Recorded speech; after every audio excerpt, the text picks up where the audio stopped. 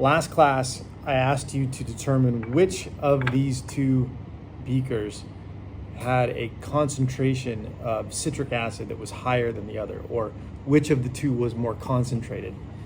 And the supplies that I gave to you were pretty basic. You essentially had a syringe and some baking soda, and then there was a spoon that you could use to measure the baking soda. And that was really about it. You also had a couple of different vessels that you could use to conduct the experiments. But that was about it. And I asked you to use the idea of limiting reactants as the basis for your experimental design. And I saw that there were a lot of different kinds of experiments that were conducted. But really, there's only about two ways that you can really take good quantifiable observations using these limited resources.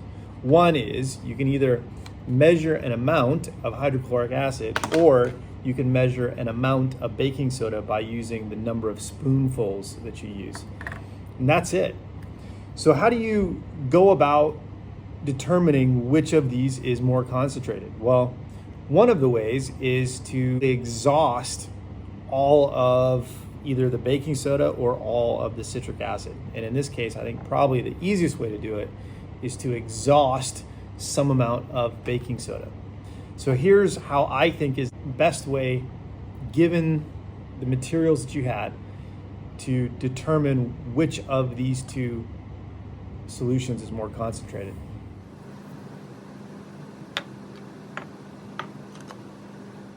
If one of these two acids is more concentrated, it's going to have more of the chemical citric acid dissolved in it. If that's the case, it should use up some amount of baking soda more quickly than the other one. And so the way that we can use that idea is by putting a known quantity of baking soda into a vessel like this cup, and then slowly adding acid to the point where the baking soda becomes the limiting reactant. Another way of saying that is to the point where the baking soda has run out. So for this, I will take a spoonful of baking soda and I'll measure it out very precisely so that I can get the same amount with the other solution. And then I'll simply start adding acid to the point where the baking soda is entirely dissolved.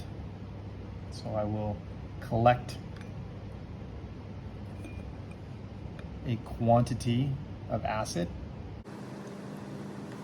and I'm going to set it right at 20 milliliters. And then I'll simply start adding.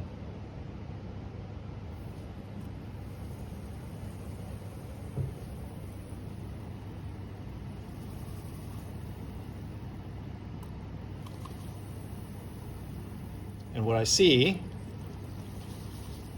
is that the reaction is continuing every time I add more acid. Still a little bit more there.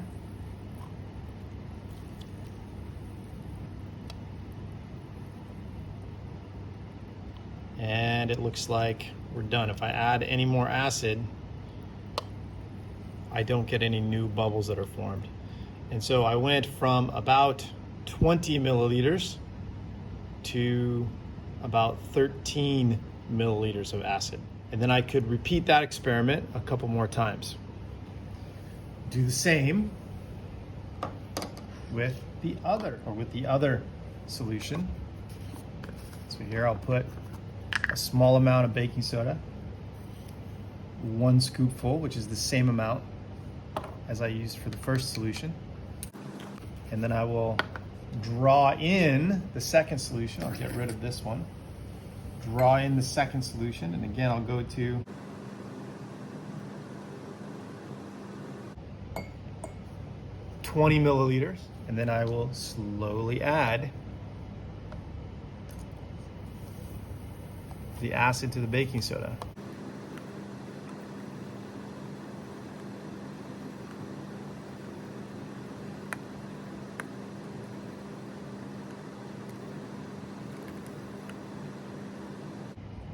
there's still a little bit of bubbles in there. And now it looks like it's gone. And I now look at how much I have, and I see that I have about 8 milliliters left. So I used about 12 milliliters that time.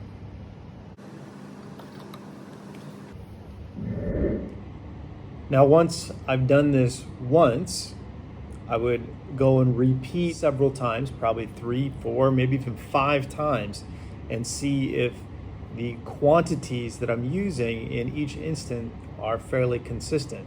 So for example, if I add 5 milliliters to the baking soda one time, and then 6 milliliters the next time, and then 5 again, and then 7, and then 6 and 5. And if it bounces back and forth between just a couple of milliliters difference, that means that my measurement is fairly accurate probably. If I have a huge range with regards to the amount of acid that it takes to neutralize or to use up the baking soda, limiting reactants, then that means that maybe my measurement isn't very good. If my measurements are within a reasonable range, then I can just take an average and use that for the value for figuring out how much more concentrated one of the acids is from the other one. And what you should have found in this experiment is that acid B is less concentrated than acid A. And by how much? Well, by half of what acid A is. Or another way of saying that is, of these two solutions, acid A is more concentrated, and it's twice as concentrated as acid B.